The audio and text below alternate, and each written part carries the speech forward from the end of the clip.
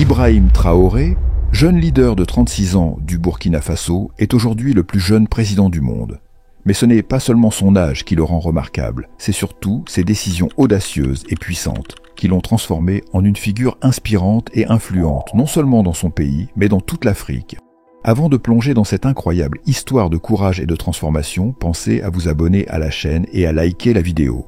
Votre soutien nous motive à vous raconter davantage d'histoires qui méritent d'être entendues.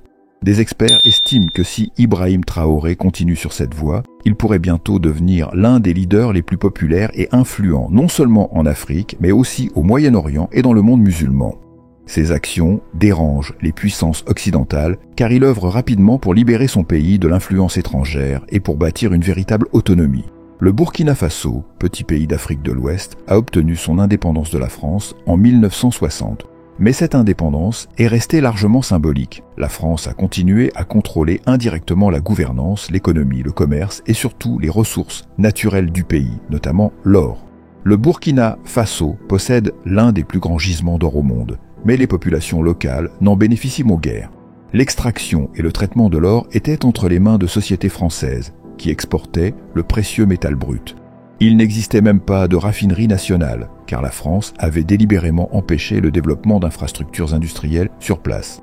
Par le biais d'accords bilatéraux, la France maintenait également sa présence militaire dans plusieurs pays africains, dont le Burkina Faso, au nom de la sécurité. Cela rendait ces nations totalement dépendantes de Paris. La monnaie, les réserves étrangères et le commerce étaient également sous contrôle français. Malgré ses richesses en or, le pays était en proie à la pauvreté, la faim, la criminalité et une instabilité politique persistante.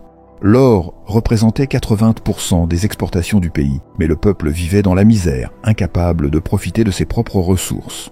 Ce déséquilibre a nourri une colère croissante au sein de la population.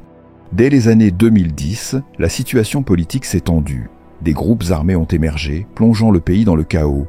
En 2015, Christian Kaboré, soutenu par la France, fut élu président.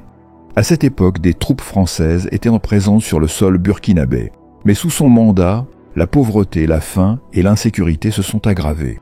En janvier 2022, l'armée burkinabé renversa le président Kaboré, invoquant l'aggravation de la situation. Le coup d'État fut dirigé par le général Paul-Henri Damiba, mais lui aussi échoua à répondre aux attentes. Il ne tint pas ses promesses, n'équipa pas correctement l'armée et ne payait même pas ses soldats à temps. 8 mois plus tard, en septembre 2022, un nouveau coup d'État eut lieu. Damiba fut renversé par ses propres officiers et le pouvoir fut confié à un jeune capitaine de 36 ans, Ibrahim Traoré.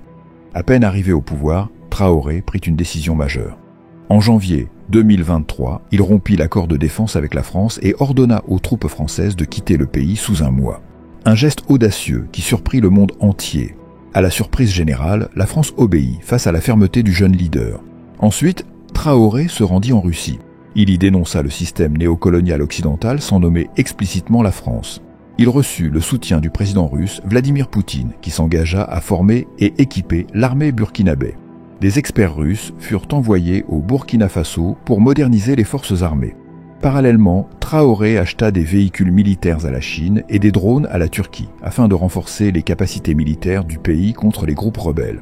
Grâce à ces efforts, environ 300 000 personnes sur les 2,1 millions déplacés purent retourner chez elles. En 2023, il posa la première pierre d'une raffinerie d'or nationale. Ce projet transformera l'économie locale, créera des milliers d'emplois et permettra enfin au pays de bénéficier de ses ressources. En plus, son gouvernement a nationalisé 2 mines, détenues auparavant par des entreprises britanniques.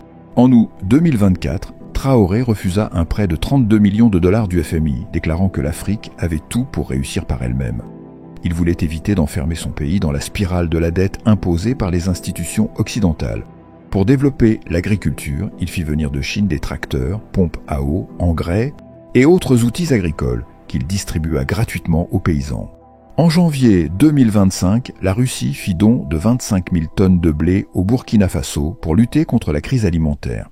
Le pays souffre également d'un grave déficit énergétique. 69% de la population n'a pas accès à l'électricité et les 20 et 1% restants en bénéficient de manière très irrégulière. Pour y remédier, Traoré lança un projet de centrale solaire de 25 MW avec l'aide de la Chine et négocia avec la Russie la construction d'une centrale nucléaire. Un accord fut signé lors du sommet Russie-Afrique de 2023. Enfin, il lança de grands travaux d'infrastructure pour rénover les routes délabrées et améliorer la connectivité dans tout le pays. Toutes ces actions ont insufflé une nouvelle espérance dans le cœur des Burkinabés. En très peu de temps, Ibrahim Traoré est devenu un modèle pour beaucoup. Il incarne une Afrique qui se libère de l'exploitation étrangère et construit son avenir de manière autonome. À première vue, certaines de ces mesures peuvent sembler ordinaires. Mais replacées dans le contexte du Burkina Faso et de ses voisins, elles marquent une véritable renaissance. Après des décennies de dépendance, les peuples retrouvent enfin un espoir réel. Voilà pourquoi Ibrahim Traoré est aujourd'hui une figure populaire et respectée dans toute l'Afrique. Sa trajectoire interroge. Ce jeune dirigeant peut-il vraiment changer le destin du continent ? Et vous, qu'en pensez-vous ? Partout à travers le continent africain, de jeunes leaders, des intellectuels, des agriculteurs et des citoyens ordinaires regardent désormais vers le Burkina Faso comme un symbole de résistance et de transformation.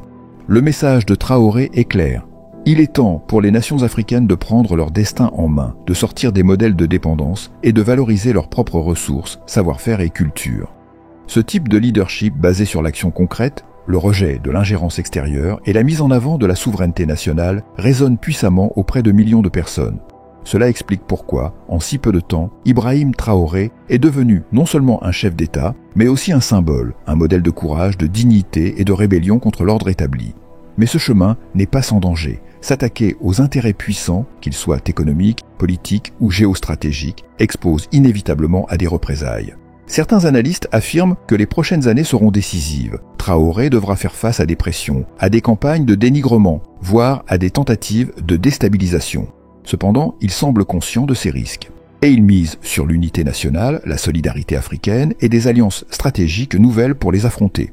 En renforçant les liens avec des pays comme la Russie, la Chine ou la Turquie, tout en promouvant une forme d'indépendance radicale, il redéfinit la posture diplomatique de son pays. Ce qui frappe surtout, c'est la rapidité avec laquelle les choses évoluent. Mais là où d'autres dirigeants prennent des décennies pour annoncer des réformes, Traoré agit dans l'urgence, parce qu'il sait que son peuple n'a plus le temps d'attendre. Après des générations de promesses non tenues, il veut prouver qu'un autre futur est possible, ici et maintenant. Peut-être est-ce cela, au fond, la vraie révolution. Rendre l'espoir tangible, donner aux citoyens des preuves concrètes que le changement est à portée de main. En ce sens, le parcours d'Ibrahim Traoré dépasse les frontières du Burkina Faso. Il inspire un continent en quête de justice, d'autonomie et de renouveau. Et vous, pensez-vous que ce type de leadership peut transformer durablement l'Afrique ? Le modèle Traoré peut-il s'imposer dans d'autres pays ? Partagez votre opinion, car c'est ensemble que se construit l'avenir. Et surtout, regardez cette autre vidéo de la chaîne. Elle vous plongera dans une autre facette fascinante. Clique ici pour continuer ton exploration.